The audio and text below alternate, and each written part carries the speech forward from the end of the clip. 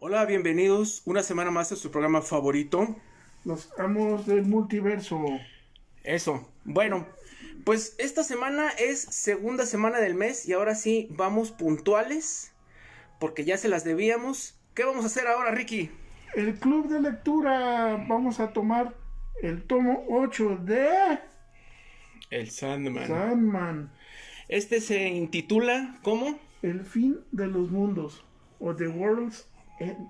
World's End, que Así es es. el volumen Y 8, en ¿no? mayúsculas. El volumen 8. Ahí está el numerote. Ok, pues 8 bueno, como el mes de agosto. vamos a empezar. Pues obviamente, pues ya saben que lo escribe Neil Gaiman, Ujú. como toda la serie. Y con un montón de invitados y Ay, artistas. bastantes. Y aquí, ¿por qué son varios? Porque son historias cortitas. Ajá. Los dibujantes son, para que se den idea, Mike Allred, Michael Allred. Gary Amaro, Mark Buckingham, Tony Harris, que ilustraba Starman. Ujú. Mira, el favorito de muchos, Dick Giordano, Dick Giordano. Brian Talbot, el señor Z, Michael Sully, Alex Stevens, Steve Aloha, que ese dibujaba más o menos, Shea Anton Persa, Vince Locke, que era entintador, y John Bakis, otro entintador. Ok. Entonces, por eso es que son un puño de artistas, porque son historias cortitas. Volvemos otra vez a los volúmenes Formatos. de historias cortas, Y ¿verdad? de hecho, este es el último formato en el que se incluían historias cortitas, porque ya los dos últimos, uno es el último arco, Ujú. digamos que es el clímax de la serie, Sí. y el tomo 10, que es el velorio, ya es como el epílogo. Bueno, pues vamos a Medio larguito, pero epílogo al fin. ponerlo pues Ujú, ahí para que ustedes lo vean. ujú. Pues vamos a empezar. Este tomo, ¿de qué va? Como lo dice, es el fin del mundo, porque básicamente Neil Gaiman, cuando diseñó estas historias, no sé si ustedes qué tan tuchos estén con la ¿cómo se dice? Con sus estudios de Literatura literatura, esa es la palabra que estaba buscando. universal. Literatura universal, así es. ¿Por qué? Porque Neil Gaiman, para este tomo, se basó en lo que él llama una de las técnicas narrativas más antiguas del idioma inglés, ¿verdad? Y que se basa en un escritor, no me acuerdo de qué siglo es, Ujú. que se llamaba Geoffrey Chaucer. Jeffrey Y Chaucer. él escribió una historia muy famosa, o un conjunto de historias, que se llamaban los cuentos de Canterbury. ¿Qué era esto? Eran un montón de peregrinos que iban a la iglesia de Canterbury. Ujú. En el camino, como les agarra una lluvia o les agarra pues un chubasco o algo que les impide seguir el camino, entonces ellos se juntan vamos a decirle, en un hotel desde ese tiempo. En una choza, en una Pues, posada, ¿no? En una posada, En una así es. posada. Y empiezan a contarse historias, ¿verdad? La historia de cada viajero, cada peregrino, el punto que llegó ahí. Entonces, esa es la narrativa que está empleando Neil Gaiman para este libro, que son historias cortitas, Ujú. ¿verdad? Y cada segmento es ilustrado por un equipo diferente artístico. Y aquí se va a ver un poquito de choque de estilos porque todos son bien diferentes. Bueno, pues ¿Verdad? vamos a lo que son los números, a los fríos números. Ujú. Este es el número 51 al 56 de la serie regular Ujú. y fue ya en 1993 la primera recopilación que se hizo de pues esta historia. Ya es del 94, ya tiene más de sus 20 añitos. Y la introducción 25. la hizo Stephen King, ni más ni menos. Ajá. Aquí ya estaba con todo, ya era una serie aclamada. Y bueno, vamos a empezar con, mira qué bonito el arte, las portadas. ¿Cómo Aquí se están las llama el portadas. artista de las portadas? Dave McKean. Ese mero. Y bueno, todo sucede dentro de una framing sequence, se podría decir. Ajá, que es lo que le llaman la tormenta de realidad. La tormenta de realidad. Y- Empieza con estos dos personajes que están viajando hacia Chicago. Y pues es junio y de repente, ¡zas!, empieza a nevar. Y se encuentran con un monstruo, pues medio mítico, Del monstruo del Averno. del Averno, para no decir peor. Sí. Y bueno, sufre un accidente y ambos chocan. Y bueno, hay algo que los impulsa, o más bien alguien que les dice que sigan caminando, porque pues ya se iban a quedar ahí para morirse en la tormenta y llegan a este lugar, a una posada que se llama World's End. Ajá.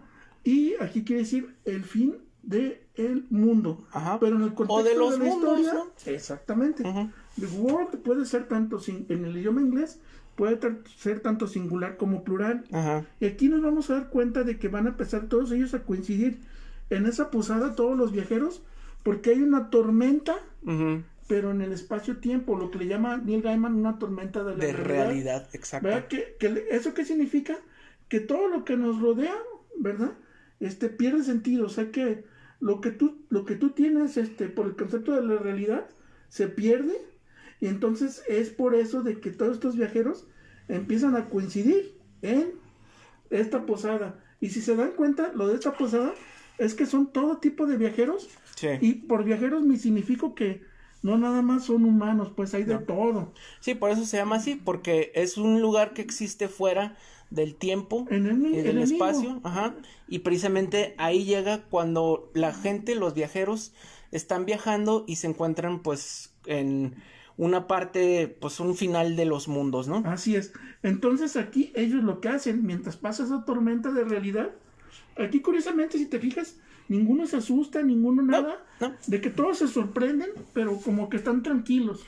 Nomás nuestros protagonistas, que son los Humanos, vamos a humanos que están en el accidente. Que son lo que le llaman el punto de vista del lector, Exacto, ¿verdad? De surrogate audience. exacto. Son los que toman nuestro papel de que qué carajos ¿Qué está pasando? aquí. Explíquenos, por favor. Así es. Que no sabemos qué onda. Entonces les dicen que está su tormenta de realidad, que tienen que esperar a que pase. Hay que matar tiempo, ¿no?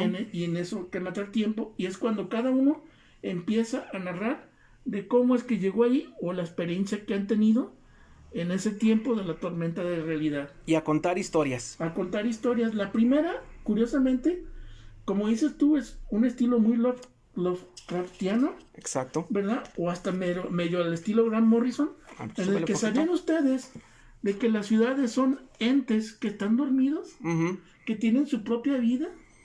Entonces uno de los protagonistas, él vive en la gran ciudad, pero está asustado de la gente. Se trata de alejar de la gente. Hagan de cuenta que es el señor COVID, de que no quiere saber nada de la gente, se aísla socialmente. Sí, Y- es su trabajo y ya. Exactamente. Pero el problema es que una vez, cuando empezó su tormenta de realidad, bueno, antes de que empezara, él tuvo un sueño en el que despertó, iba a trabajar, pero se daba cuenta que no había absolutamente nadie en la ciudad. Ujú. Era una ciudad completamente vacía. O sea que estaba operativa, estaba todo, simplemente no había personas. Ujú. Entonces la primera persona, entrecomillado, que se encontró fue al mismísimo Morfeo. Ujú. Y ni siquiera Porque habla. se sube a un tren, se le pasa su tren y se sube a un tren medio raro, como medio parecido al de Shazam, Así es. pero no es el de Shazam. Y ahí se encuentra a este personaje que ya todos conocemos a estas alturas, Sí. que es Morpheus. Y no tiene nada que ver con el Morfeo del Matrix, ¿verdad? No. Bueno, pues bueno, se da cuenta de que, como lo explica aquí, que las ciudades son, se puede decir que cosas vivas, Ujú. que pues se puede decir que ellos están soñando a las personas que viven en ellas, ¿no? Están dormidas y están soñando a las personas Es que viven más, en ellas. ¿se acuerdan de Authority de Warren Ellis? De Ajá. John Hawksmoor, que él se nutría del alma de la ciudad. Ujú. Ahí también, fíjense, esto lo escribió Neil Gaiman antes de que Warren Ellis estuviera escribiendo, o se me hace que eran casi al mismo tiempo. Más o menos al mismo tiempo. Casi simultáneos eran. Sí. ¿Verdad? Entonces estaban nada más agarrando de la misma cazuela creativa, ¿verdad? Para decirnos que las ciudades son entes con conciencia. Ok. Y bueno, pues obviamente esto no le gusta a él porque, pues a final de cuentas, si despierta, ¿qué es lo que llega a pasar, no? Y ahí es donde está el elemento Lovecraftiano, una entidad dormida, que tiene dormida por mucho tiempo. Que bueno, ¿qué va a pasar a la gente normal si despierta? Y bueno, eso es lo que conduce a nuestro... es el protagonista de esta historia. Lo vuelve medio loco el pensar que él no es realidad, que él es un sueño y que en cualquier momento la ciudad puede levantarse, ¿no? Así bueno. es, y desaparecer. Y a la única otra persona que se encuentra es un viejecillo, Ujú. y ese viejecito de repente, a media historia, ve lo que él percibe como una puerta o un escape a esa ciudad, toma ese escape y desaparece y vuelve a quedar el protagonista solo. Entonces el protagonista sabe que tiene que buscar su propia forma de escapar y lo encuentra a través de una mujer. Exacto. Y al escapar regresa al mundo real, bueno, a la tormenta de realidad, y es como termina la historia de este sujeto. ¿Y quién sigue? ¿Quién sigue? Es lo que dice. Bueno, pues esto es como termina. Hay personajes que vemos aquí que ya hemos visto en otros volúmenes que también llegan ahí por la misma razón que todos. Uh-huh. Que aquí es el reino de las hadas. Y esa pues va a ser la siguiente historia, ¿no? De Curacan. De Curacan. Y bueno, aquí es pues una especie de pues realidad, no es la realidad normal. Uh-huh. Aquí la realidad en ¿Cuál la es que la realidad estamos. de Curacan? Ajá, El mundo de las hadas. de las hadas. ¿Y esta de qué va, mi Ricky? Esta historia Está narrada precisamente por Curacan. Este personaje ya había aparecido en Sandman en otros volúmenes anteriores. uh-huh. Y bueno, lo mandan como mensajero a otra ciudad, lo manda su hermana, Titania. Y bueno, tiene que hacer pues unos acuerdos ahí políticos. Él dice que no es muy bueno para narrar historias y que las va a adornar muy poco porque él solo sabe narrar como sus hechos, cómo son las cosas, ¿no? Y bueno, lo mandan a que hable con este personaje que es el encargado de la ciudad. Y bueno, pues obviamente Curacan, siendo como es, que solo puede contar hechos, pues le dice ahí cosas que como que no quiere escuchar, ¿verdad? Y bueno, lo terminan mandando a la cárcel por bocazas. Básicamente es que Curacan también siempre fue un personaje demasiado arrogante, demasiado pagadito de sí mismo y siempre tenía la boca más grande que el cerebro. Y bueno, obviamente no lo van a dejar ahí y pues quien llega a su rescate es su hermana. Es pues obviamente el Sandman, ¿no? Uh-huh. A través de, o sea, lo hace porque recordemos que la hermana de Curacan quedó como sirviente de Morfeo y lo hace por eso. Le dice, a mí la verdad me importas muy poco lo que te pase, pero como tu hermana ha sido muy diligente conmigo, se ha portado muy bien, te voy a ayudar a escaparte, ¿no? Uh-huh. Y bueno, ya al final, digo, tampoco no se los vamos a arruinar toda la lectura. Toda la lectura, sí es. Que era pues se puede decir el gobernador actual de la ciudad. El Das Führer. Sí, pues sí, lo que hace es que se ve amenazado por pues el gobernador anterior, que él lo había matado, lo confronta y bueno, pues obviamente prefiere morir. Y bueno, ahí se lo están comiendo los perritos, los gatos, las tripas. Ya ves cómo es Gaiman, le gusta todos estos finales medios gore al final. Truculentos. Bueno, y esa es la historia de los fairies. Así es, de las hadas. Y seguimos con otra historia de la personaje principal, es esta mujer. Ajá, esta historia que es muy curiosa, porque es como el estilo de las historias que contaba Rudyard Kipling de la fama del libro de la selva. Uh-huh. Y básicamente aquí es una marinera uh-huh. que se hace pasar por marinero. Sí, porque en aquel entonces, ella es como del 1800 más o menos, y algo, ¿no? Y siendo los marineros, no sé si siguen siendo, pero en esos tiempos eran muy supersticiosos y no permitían que mujeres abordaran las naves o los buques o las naves que se iban a estar en una larga travesía. Que decían que las mujeres y el mar no se llevan. No se llevan, exactamente. Entonces, es por eso que esta mujer se disfraza y se hace pasar como hombre. Uh-huh. Entonces aquí en esta historia nos cuentan cuál es su travesía de ella, ¿verdad? Uh-huh. Porque se hace pasar por el nombre de Jean, aunque eventualmente todos se enteran de que es una mujer. Bueno. Aquí también aparecen personajes que ya habían aparecido. Ajá. Como Hobgoblin. Aquí está él. Y bueno, esta está 2-3 esta historia, ¿no? Uh-huh. Bueno, vamos a continuar con la que sigue.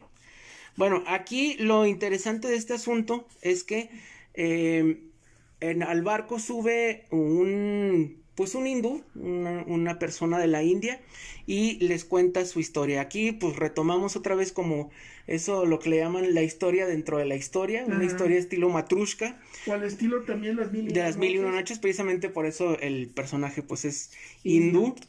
Y bueno, habla de esto, un regalo que le hicieron, que es como una manzana que te da la eternidad, ¿no? Que al que se la come se la da eternidad. Y bueno, pasaron varias cosas ahí.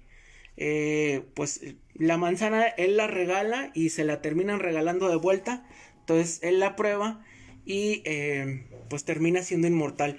No te dicen en claro si el personaje que narra la historia es en sí el que se come la manzana y queda como inmortal. Pero bueno, en volúmenes que van a seguir vamos a ver que sí en efecto es él, ¿no? Y bueno. En los 2 próximos volúmenes que quedan. Eso, que ya mero acabamos. Así es. Bueno, pues esta es, pues esta parte que le gusta mucho al Ricky. Sí, la parte del poder de la fantasía, ¿verdad? De cuando empiezan a encontrar bestias marinas. Y aquí Gaiman, y el ilustrador, no me acuerdo quién es el ilustrador, aquí te narran de que esta serpiente es tan enorme, tan gigantesca, que es como la serpiente de la mitología nórdica, ¿verdad? De que es la serpiente del fin del mundo, de que es enorme, enorme. ¿Cómo se llamaba? No me acuerdo cómo se llama la serpiente, me quise acordar. ¿No es la Hydra? No, esta no es la Hydra. No, pero la nórdica. No, pero no me acuerdo cómo se llama la serpiente. Hasta Thor se peleó con ella. Bueno. Pero no me acuerdo, se me borró el nombre de la serpiente. Bueno, pues en esto termina esta historia.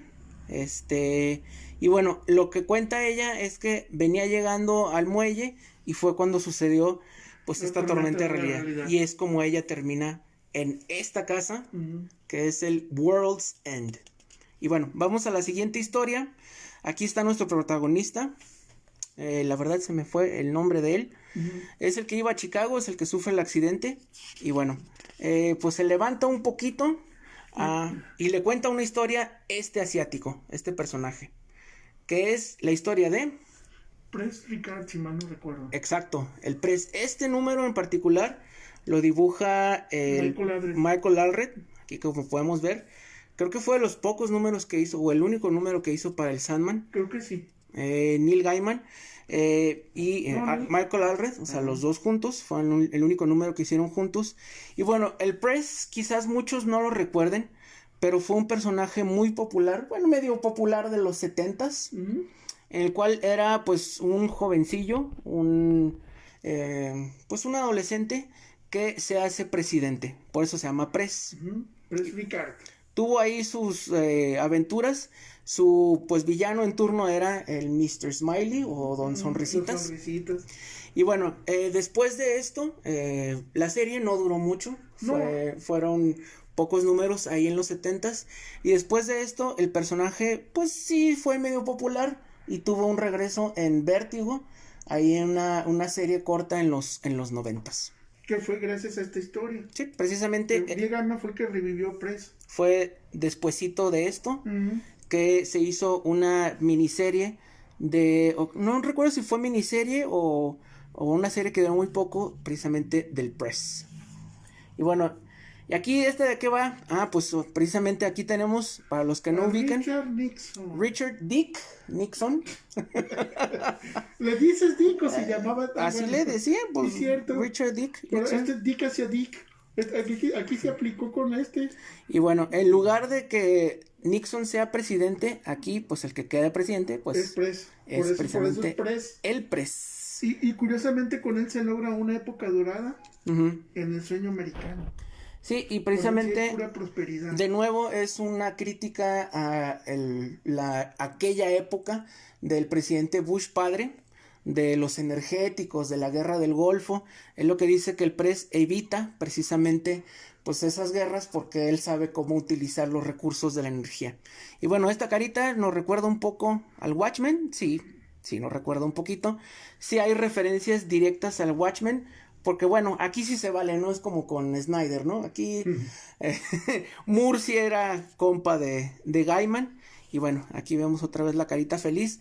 Smiley lo que quería pues era quitarle el puesto, ¿no? Vemos incluso a Wildcat, personaje de la JSA. Y bueno, pues obviamente no logra su cometido. Y finalmente es cuando te cuentan cómo termina la historia de Press, de que como él después de la presidencia hizo 2 términos y después del segundo ya se retiró él. Entonces cuando se retiró realmente de la vida pública y curiosamente al morir la gente sintió que murió, pero no sabían darse cuenta ni cuándo murió ni cómo murió. Nada más empezaron a usar bandas negras en el brazo al estilo de la muerte de Superman. Y cuando otra gente que no lo usaba preguntaba por qué lo estaban utilizando, es que Press murió, pero nadie te sabe explicar quién había sido Press.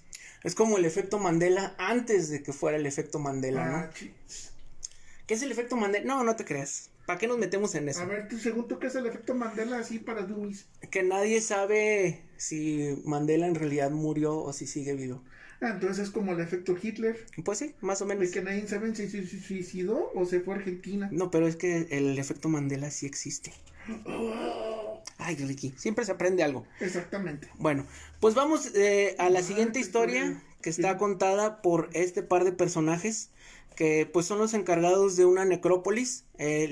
Este es pues como que su jefe y este es el joven aprendiz y nos cuentan esta historia que se llama Mortajas. ¿Esta de qué va, mi Ricky? Esta sí, la verdad, no me acuerdo mucho. De esta historia, hagan de cuenta que es una historia de cómo son los ritos mortuorios en ese mundo, ¿verdad?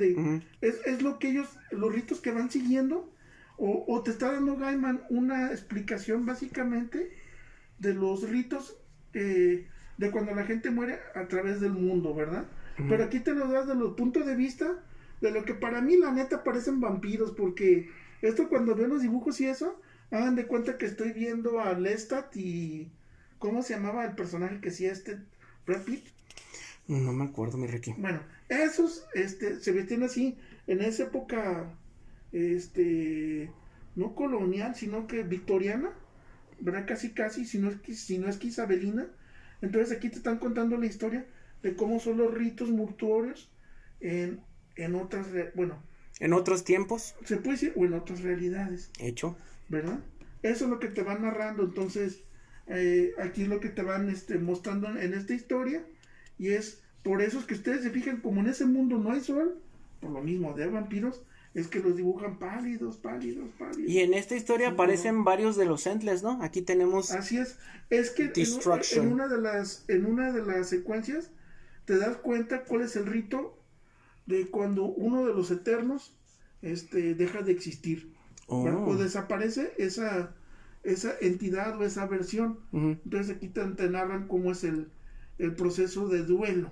Okay. ¿Verdad? Que esto también ya nos está dando el tono hacia la siguiente historia, ¿no? Hacia dónde va a terminar la historia. Que creo que es la que tiene más como conexión con lo que sigue, ¿no? Sí, y de hecho estas historias sí tienen que ver con el desenlace de la historia. Sí. ¿Verdad? Estas sí van conectadas al arco general de la historia de Sandman. Aquí está Destruction, que no lo vemos desde el volumen anterior. Y bueno, nos narra un poquito. De hecho aparecen varios personajes ahí como en el fondo que son Endless, a final de cuentas. Y bueno, aquí vemos de nuevo, esto parece la muerte, pero no sé si Gaiman haya dicho que sí sea la muerte o no. Y bueno, aquí concluye la historia. Y bueno, aquí tenemos otra vez, ya regresamos al framing sequence, lo que le llaman, dentro de la posada. Y bueno, aquí... pues aquí está Cluracán, que ya está más para allá que para acá. Ya está muy diodo el hombre.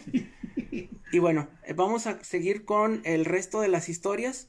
Todavía falta lo que es como el final, el epílogo, que precisamente pues le empiezan a cuestionar qué hacen todos ahí, nuestros personajes. Porque nunca había visto tanta gente. Hasta ellos mismos están asustados porque hay muchísima gente. Y curiosamente el World Cell es una ¿cómo le llamamos? Una posada que es como la TARDIS del Doctor Who, que es más grande por dentro que por fuera. Exacto. Y que a pesar de eso siempre va a estar llena. ¿Por qué va a estar llena? Porque la realidad siempre se está reinventando a sí misma. Sí, porque dicen, no, es que la realidad es sólida. Y No, eso es lo que tú crees. O pero, lo que tú percibes. Pero sucede muy seguido que la gente termina aquí. Aunque una tormenta de este tamaño, de realidad tan grande, no es tan normal, común. No es tan común. Normal. Este personaje, que es un centauro, dice: nuestra raza vive mucho. Y a mí nada más me ha tocado ver 2 de estas tormentas de este estilo, pues. De esta magnitud. Sí. Se nota que no ha vivido en Guadalajara, ¿verdad? No, pues no. Y bueno, aquí el personaje que era el del inicio, la mujer el carro que iba a Chicago, se empieza a quejar y dice: bueno, pues es que son puras historias de hombres, de muchachos las que están contando. Le dice: no, pues yo te conté mi historia, la que era la Marino. Dice: sí, pero estabas disfrazada de hombre, son puros mujeres que nomás... Paparrucha. Ajá, no nos gusta. Y bueno, este personaje decide quedarse aquí en la posada. Dice: yo me voy a quedar aquí. Pero pues la tormenta se empieza a poner peor. Vean dónde cae el rayo, dónde cae de cerca el rayo, pues de realidad o de falta de realidad de la casa. Y pues bueno, todos se dan cuenta al final por qué está sucediendo esto, ¿no? ¿Y por qué está sucediendo? No les queremos narrar mucho, pero es porque uno de los Endless o de los Eternos ha fallecido. Aquí vemos, este arte está... bien padre.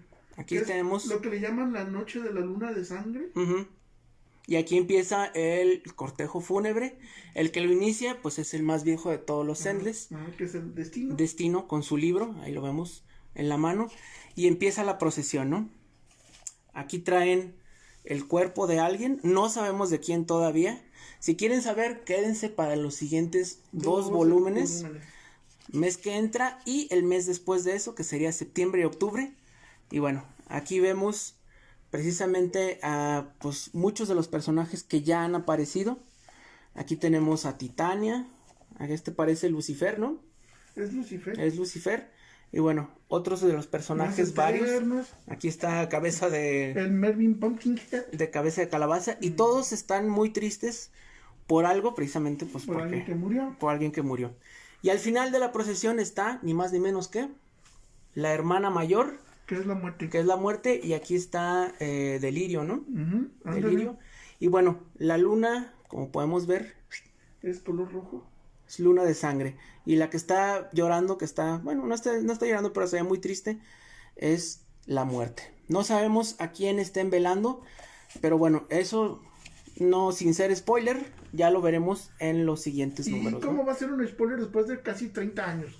Pues sí, pero bueno, hay gente que no lo está leyendo, que lo está leyendo ahorita. Sí. Entonces, hay gente que ni 30 años tiene. Recuerda lo que decía Jim Shooter. Siempre un cómic va a ser el primer cómic de alguien, ¿no? Así es. Y bueno, aquí ya les dicen: ¿saben qué? No se tienen que ir, pero ya no se pueden quedar porque la tormenta de realidad ya se acabó. Entonces, pues ya, a donde jueguen, cúchale. Aquí se rompió una taza. Y bueno, aquí el centauro se lleva al joven aprendiz, muy a pesar de su amo. Le dice: no te vayas, pues ya me vale. Adiós. Ahí está. Se lo lleva. Bye. Y pues aquí es donde ella decide quedarse. Dice: pues no te puedes quedar. Pues cómo no, mi vida es bien aburrida. Está bien gacho. Quédate tú. Yo me voy a quedar aquí a limpiar trastos, a ver qué sucede. Pero tú regrésate. Y ahí vemos que al final, ya llegando a Chicago, el protagonista le está contando la historia pues a una camarera, ¿no? A una barista. Le dice: eso fue lo que sucedió. Mi amiga nunca existió. El carro que chocamos no estaba chocado. Y pues los papeles estaban a mi nombre. En donde trabajábamos juntos. Nadie la conoció. Solamente yo la recuerdo. Y pues ya. Porque ya se quedó fuera de la realidad. Ella se quedó fuera de la realidad. Y así termina esta historia. Muy surrealista. Muy estilo Marvel, vean. Aquí el héroe caminando de espaldas. Y bueno, el único que la recuerda pues es él, ¿no? Está buena esta historia, digo, sobre todo funciona mucho porque ya no son como que historias sueltas, ya Gaiman les da un cierto tratamiento, les da una cohesión. Que no son tan random como dicen por ahí. Una cohesión, y bueno, aquí está este arte al final. De todos los que participaron Gaiman, en esta obra. Stephen King. De todos los ilustradores. Dave McKean. ¿Y no aparece Scotty Young? Michael Sol. No, Ricky. Es que hace tiempo alguien nos dijo que que si no había portadas variantes de Scott y Young para Sandman. Ay, puras tristezas. Bueno. Así que si ustedes conocen alguna, va a ser más fake que un billete de $2.